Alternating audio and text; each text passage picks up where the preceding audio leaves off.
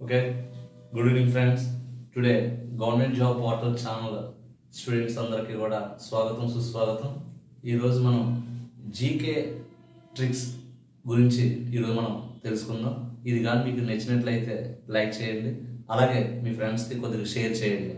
ఈరోజు మనం ఈ జీకే టాపిక్లోని ముఖ్యంగా మనం జీకే అంటే ముఖ్యంగా 3 రకాలుగా మనం చెప్పుకోవచ్చు. అది ఎలాగా అంటే దీన్ని జనరల్ అవేర్నెస్ అని కూడా పిలుస్తూ ఉంటారు. ఈ జనరల్ అవేర్నెస్ అంటే హిస్టరీ, జియోగ్రఫీ, ఎకానమీ, పాలిటీ ఇవి స్టాండర్డ్ జీకేగా చెప్తూ ఉంటారు. స్టాక్ జీకేగా కొన్ని సెకండ్ టైప్గా చెప్తూ ఉంటారు. థర్డ్ వన్ కరెంట్ అఫైర్స్గా చెప్తూ ఉంటారు. అందులో ఈ రోజు మనం చెప్పుకోబోయే టాపిక్ ఏంటంటే జియోగ్రఫీలోని ఒక 2 టాపిక్స్ని ఈరోజు మనం డిస్కస్ చేయబోతున్నాం. ఇందులో మనం మొదటి టాపిక్ ఈరోజు చెప్పుకోబోయేది ఏంటంటే Indian river system. Indian river system గురించి ఈరోజు మనం చెప్పుకోబోతున్నాం. ఇండియన్ రివర్ సిస్టమ్ అంటే ఏంటి? ఇండియన్ రివర్ సిస్టమ్ అంటే భారతదేశ నదీ వ్యవస్థ. ఈరోజు మన భారతదేశంలోని ప్రపంచ దేశాలన్నింటిలో సుమారుగా యుఎన్ఓ సభ్యత్వం ఉన్న దేశాలు 200 పైచిలుకు దేశాలు ఉన్నాయి. అందులో సభ్యత్వం ఉన్నవి 193 దేశాలు అయితే ఈ 193 దేశాల్లోని సుసంపన్నమైన వ్యవసాయ రంగంలోని ఎక్కువగా హై డెవలప్మెంట్ గ్రోత్ రేట్ తోటి ముందుకు పోతున్న దేశం మన భారతదేశం. ఈరోజు వ్యవసాయ రంగం అనేది భారతదేశానికి ఒక వెన్నుముక. ఆ వ్యవసాయ రంగం బాగా డెవలప్ అవ్వాలంటే దేని మీద ఆధారపడి ఉందంటే ఈ నదీ వ్యవస్థ పైనే ఆధారపడి ఉంది. ఈ రోజు మన భారతదేశంలోని నదీ వ్యవస్థను మనం మాట్లాడుకున్నట్లయితే 2 రకాలుగా మనం చెప్పుకోవచ్చు. 3 రకాలుగా చెప్పుకోవచ్చు. ఇందులో మొదటిది ఏంటి అంటే హిమాలయ నదీ వ్యవస్థ అని మనం చెప్పుకోవచ్చు. మొదటిది ఏంటంటే హిమాలయ నదీ వ్యవస్థ. దీన్ని హిమాలయన్ రివర్ సిస్టమ్ అని చెప్తూ ఉంటారు. హిమాలయన్ రివర్ సిస్టమ్ అని చెప్పేసి చెప్తూ ఉంటారు. అలాగే రెండో రకం ఏంటి అంటే peninsular river system. Peninsular river system. అలాగే third one exotic river system. ఇది మూడోదిగా మనం చెప్తూ ఉంటాం. Sir, what is the meaning of Himalayan river system? Himalayan river system అంటే ఏంటి? హిమాలయన్ రివర్ సిస్టమ్ అంటే ఏంటి అంటే హిమాలయాల్లో పుట్టి మన యొక్క దక్షిణ భారతదేశం వైపు ప్రవహించే నదుల్ని హిమాలయన్ నదులు, దీని ఇంగ్లీష్లో హిమాలయన్ రివర్ సిస్టమ్ అని పిలుస్తూ ఉంటారు. పెనిన్సులర్ రివర్ సిస్టమ్ అంటే ఏంటి అంటే ద్వీపకల్ప భూభాగంలో పుట్టి ద్వీపకల్పంలో ప్రవహించే నదుల్ని పెనిన్సులర్ రివర్ సిస్టమ్ అని చెప్పేసి పిలుస్తూ ఉంటారు. ఇంకా ఎక్సోటిక్ రివర్ సిస్టమ్ అంటే ఎక్కడో కొండల్లో పుట్టి ఎడారిలో ప్రవహించి ఎడారిలోనే ఇంకిపోయే నదులు ఏ నదులు అంటారంటే ఎక్సోటిక్ రివర్స్ అని చెప్పేసి పిలుస్తూ ఉంటారు. ఈరోజు ఈ 3 టాపిక్ల గురించి ఎక్స్ప్లెయిన్ చేస్తే మీకు ఆటోమేటిక్గా ఇండియన్ రివర్ సిస్టమ్ అనే టాపిక్ ఈరోజు మనం కంప్లీట్ చేసుకోవచ్చు ఫాస్ట్గా. ఓకేనండి. అయితే మొదటిది మనం హిమాలయన్ రివర్ సిస్టమ్ గురించి చెప్పుకోబోతున్నాం. హిమాలయన్ రివర్ సిస్టమ్స్ అనేవి ఎన్ని రకాలుగా ఉంటాయి అంటే మొదటిది గంగా. మొదటిది ఏంటండి గంగా. రెండోది ఏంటి అంటే బ్రహ్మపుత్ర.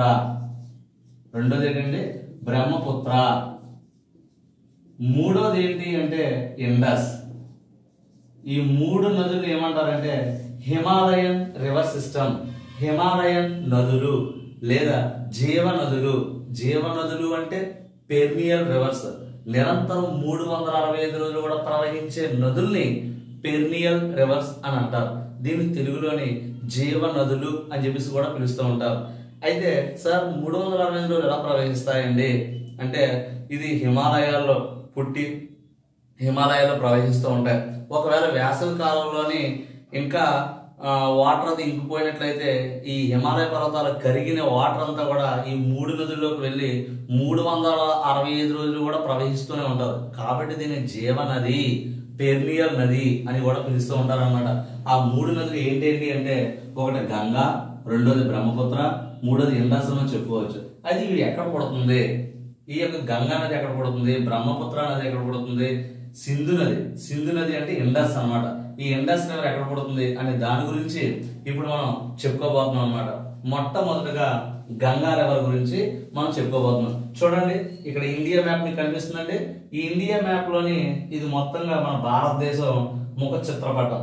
ఈ భారతదేశంలోని గంగా నది ఎక్కడ పడుతుంది అంటే ఇక్కడ ఉన్న డైరెక్షన్ లోని ఇక్కడ కొండలు ఉన్నాయి. ఈ కొండ పేరు ఏం పేరంటే గంగోత్రి గ్లాసియర్. గ్లాసియర్ అంటే మంచు పర్వతం అనమాట. మీకు కనిపిస్తున్న ఈ కొండ పేరే గంగోత్రి గ్లాసియర్ అంటారు అనమాట. గంగోత్రి గ్లాసియర్. ఈ గంగోత్రి పర్వతం దగ్గర 2 నదులు పడుతున్నాయి.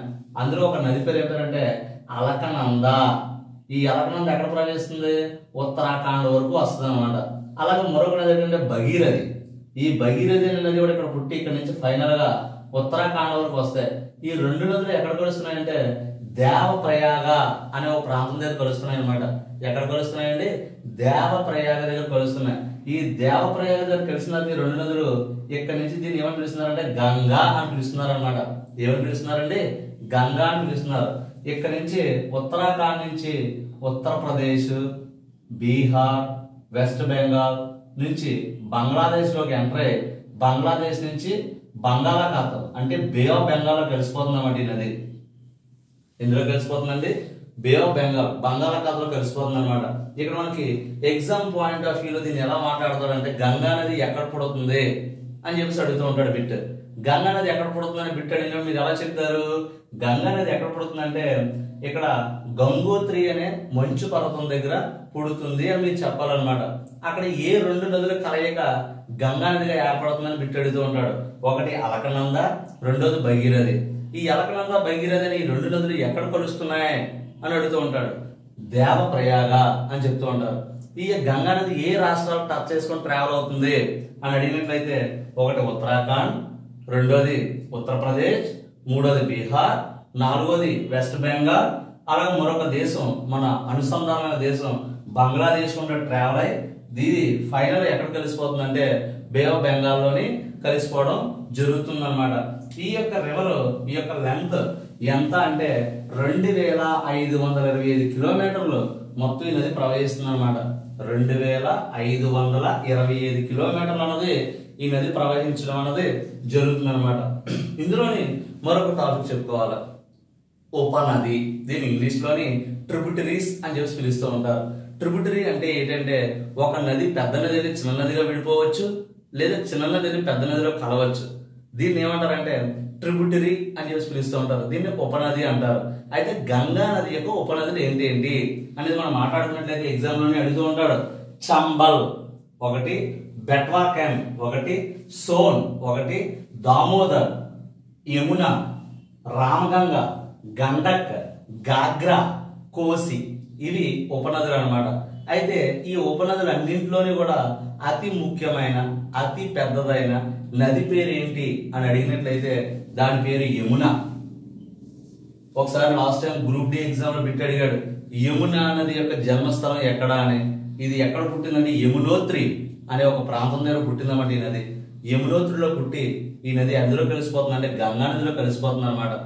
ఈ గంగా నది బంగ్లాదేశ్ గుండా కూడా ప్రవహిస్తుంది. మనం దీన్ని గంగా అంటే బంగ్లాదేశ్ ప్రజలందరూ కూడా దీన్ని పద్మ అని పిలుస్తూ ఉంటారు అనమాట. ఇది ఒక బిట్టే. లాస్ట్ టైం ఆర్ఆర్బి గ్రూప్ డిలో బిట్ అడిగాడు గంగా నదిని బంగ్లాదేశ్ ప్రజలు ఏమని పిలుస్తారని అడిగాడు. పద్మ అని పిలుస్తూ ఉంటారు. దీని యొక్క లెంత్ ఎంత అంటే 2525 కిలోమీటర్ల నది ప్రవహిస్తుంది అనమాట. ఓకేనండి, ఇది గంగా నది గురించి మనం చెప్పుకోవచ్చు. హిమాలయన్ రివర్ సిస్టమ్ లోని మొదటిది. రెండోది బ్రహ్మపుత్ర. బ్రహ్మపుత్ర గురించి ఇప్పుడు మనం తెలుసుకోబోతున్నాం. ఈ బ్రహ్మపుత్ర నది ఎక్కడ పుడుతుంది అని మనం చూసుకున్నట్లయితే ఇది చెమ్ యంగ్ డంగ్ అని ఒక మంచు పర్వతం కొండ కనిపిస్తుంది కదండి. ఈ కొండ పేరు ఏం పేరంటే చెమ్ యంగ్ డంగ్. చెమ్ యంగ్ డంగ్ అనే గ్లాసియర్. గ్లాసియర్ అంటే ఒక మంచు పర్వతం అనమాట. ఈ మంచు పర్వతం దగ్గర పుడుతుంది అనమాట. ఏమిటండి? బ్రహ్మపుత్ర. ఈ బ్రహ్మపుత్ర అనేది ఇక్కడ పుట్టి ఇక్కడి నుంచి ఫైనల్ గా ఎక్కడికి ఎంటర్ అవుతుంది? అరుణాచల్ ప్రదేశ్ లోకి ఎంటర్ అవుతుంది. ఈ అరుణాచల్ ప్రదేశ్ నుంచి మేఘాలయని టచ్ చేసుకొని అస్సాం టచ్ చేసుకొని ఫైనల్ గా బంగ్లాదేశ్ లోకి ఎంటర్ అయ్యి బంగ్లాదేశ్ నుంచి ఫైనల్ ఎక్కడ కలుస్తుంది? బే ఆఫ్ బెంగాల్ లో కలిసిపోతుంది అనమాట. ఎందులో కలిసిపోతుందండి? బే ఆఫ్ బెంగాల్లో కలిసిపోతుంది అనమాట. ఆ నది పేరు ఏం పేరు అంటే బ్రహ్మపుత్ర అని మనం చెప్పుకోవచ్చు అనమాట. ఈ బ్రహ్మపుత్ర యొక్క రివర్ యొక్క లెంత్ ఎంత అంటే 2900 కిలోమీటర్లు అన్నది ప్రవహిస్తూ ఉంది. అయితే ఈ బ్రహ్మపుత్ర నది అన్నది 3 దేశాలు ప్రవహిస్తుంది. ఒకటే టిబెట్, రెండోది చైనా, మూడోది భారతదేశం. ఈ 3 దేశాల గుండా ప్రవహించే నది పేరు ఏం పేరంటే బ్రహ్మపుత్ర. దీని ఇంకోలా కూడా అడిగాడు, మగవాడి పేరుతో పిలువబడే నది పేరేంటి అని అడిగాడు ఒకసారి. బ్రహ్మపుత్ర. నదులన్నీ మాక్సిమం ఆడవాళ్ళ పేర్ల మీద ఉంటాయి. ఇది బ్రహ్మపుత్ర మగవాడి పేరుతో ఉంటుంది ఇది. ఓకేనండి. ఇది పుట్టిన ప్రదేశం పేరు ఏంటి అని అడుగుతాడు. చెమ్ యంగ్ డంగ్ అనే ఒక మంచు పర్వతం. ఇది ఎక్కడ ఉంది అంటే టిబెట్ లో ఉందన్నమాట. ఈ మంచు పర్వతం టిబెట్ నుంచి చైనా టచ్ చేసుకొని చైనా నుంచి ఫైనల్ గా ఇండియాలోకి ఎంటర్ అవుతుంది అనమాట. ఇది ఇండియాలో ఎంటర్ అయ్యి అరుణాచల్ ప్రదేశ్ మీదుగా మేఘాలయం టచ్ చేసుకొని అస్సాం టచ్ చేసుకొని ఫైనల్ గా ఇది బంగ్లాదేశ్ లో ఎంటర్ అయ్యి బంగ్లాదేశ్ నుంచి బే ఆఫ్ బెంగాల్ అంటే బంగాళాఖాతంలోకి కలిసిపోవడం జరుగుతుంది అనమాట. ఓకేనండి. అయితే ఈ బ్రహ్మపుత్ర రివర్కి కూడా ట్రిబ్యూటరీస్ ఉన్నాయన్నమాట. అవి ఏంటి? తీస్తా, బారక్, దబాంగ్, రోహిత్, మానస్, సుబాన్ సిరి. ఇవి బ్రహ్మపుత్ర రివర్ యొక్క ఉపనదులు అని మనం చెప్పుకోవచ్చు అనమాట. ఇవన్నీ కూడా దేని యొక్క ఉపనదులు అంటే బ్రహ్మపుత్ర రివర్ యొక్క ఉపనదులు.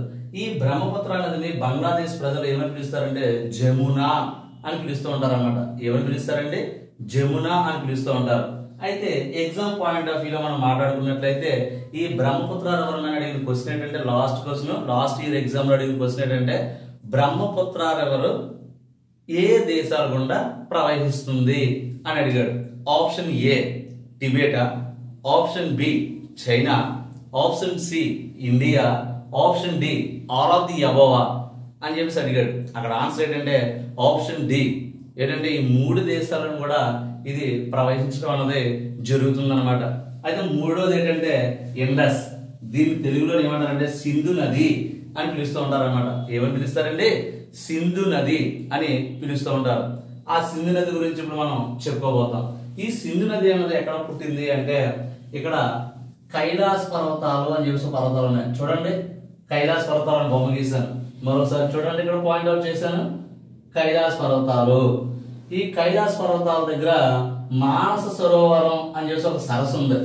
రౌండ్ అప్ చేసింది కదా చిన్నది. ఈ డాట్ ఏరియాలోని మానస సరోవరం అనే ఒక సరస్సు ఉంది.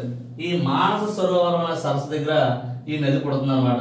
ఈ నది ఈ మానస సరోవరం దగ్గర పుట్టి ప్రవహించి ఫైనల్ గా భారతదేశంలోని పంజాబ్, హర్యానా, హిమాచల్ ప్రదేశ్ మీదుగా ట్రావెల్ చేసి పాకిస్తాన్ లోకి ఎంటర్ అయ్యి పాకిస్తాన్ నుంచి అరేబియా సందులో కలిసిపోతుంది అనమాట ఈ నది.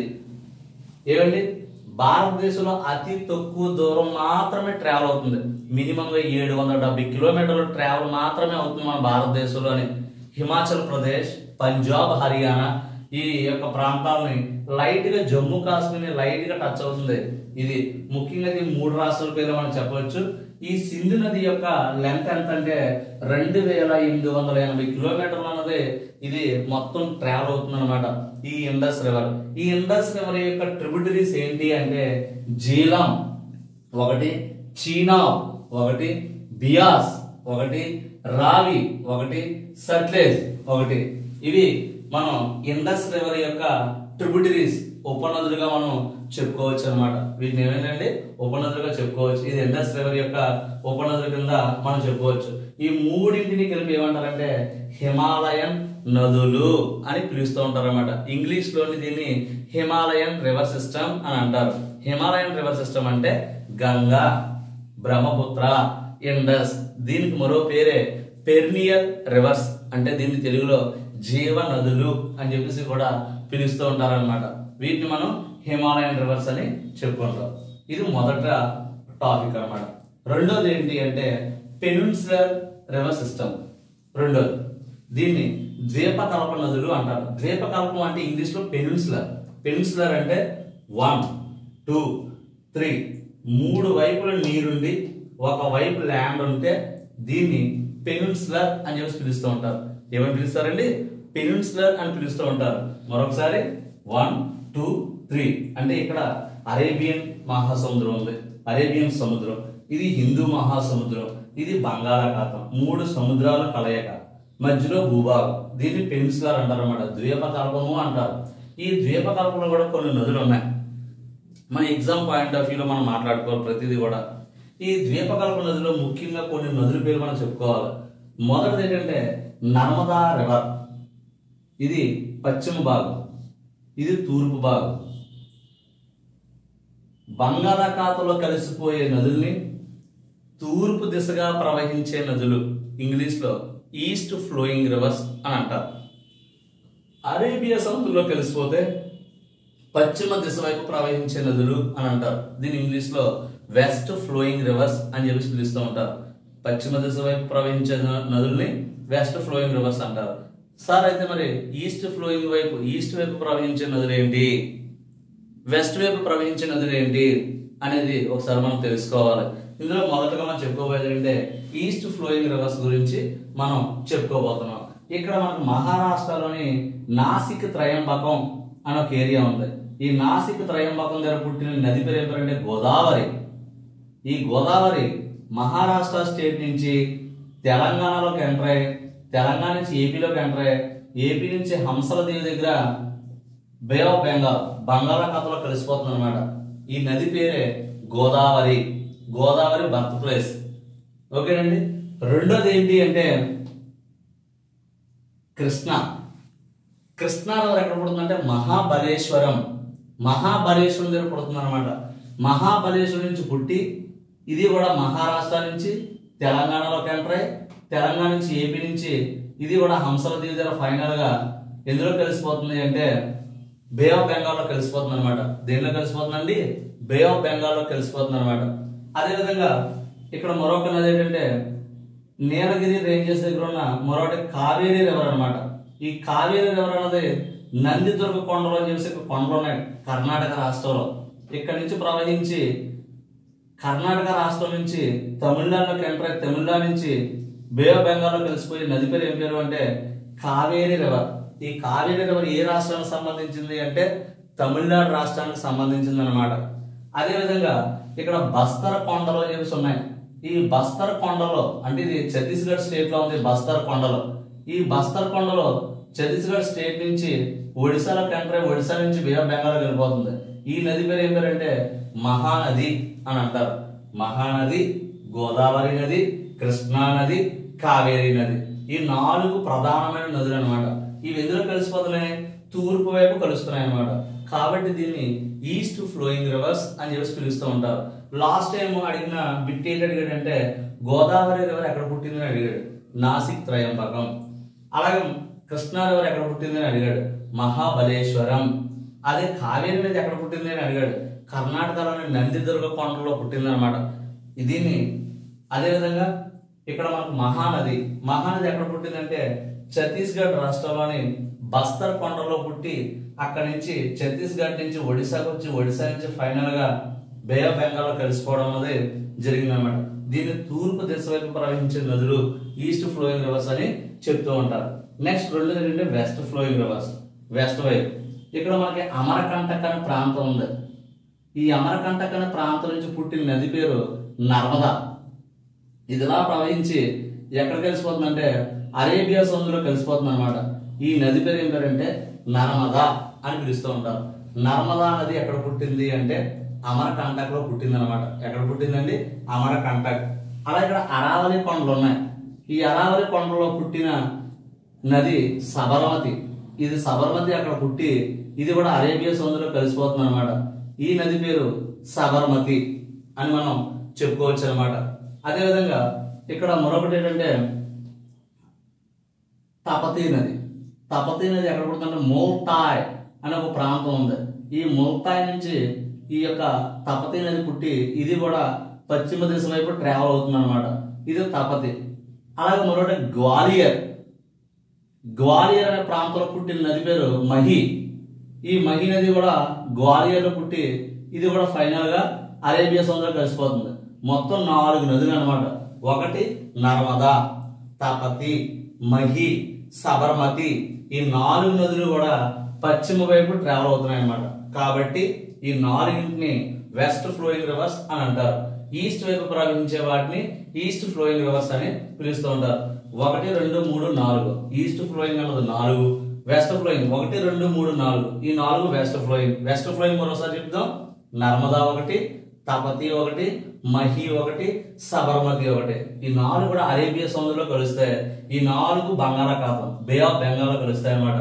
వీటిని ద్వీపకల్ప భూభాగంలో ప్రవహించే నదులు కాబట్టి వీటిని పెనిన్సులర్ రివర్స్, ద్వీపకల్ప నదులు అని చెప్పి పిలుస్తుంటారు. వీటిని జీవనదులు అని పిలవరు. ఎందువలంటే ఇవి వర్షాల మీద ఆధారపడి ఉంటాయి.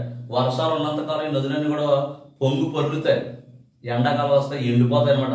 ఆ నదులు ఇసుక దెబ్బలే కనబడతాయి తప్ప కనబడదు. కాబట్టి వీటిని పెనిన్సులర్ రివర్స్ అంటారు తప్ప పెర్నియల్ రివర్స్ అని జీవనదులు అని only for this reverse and depends on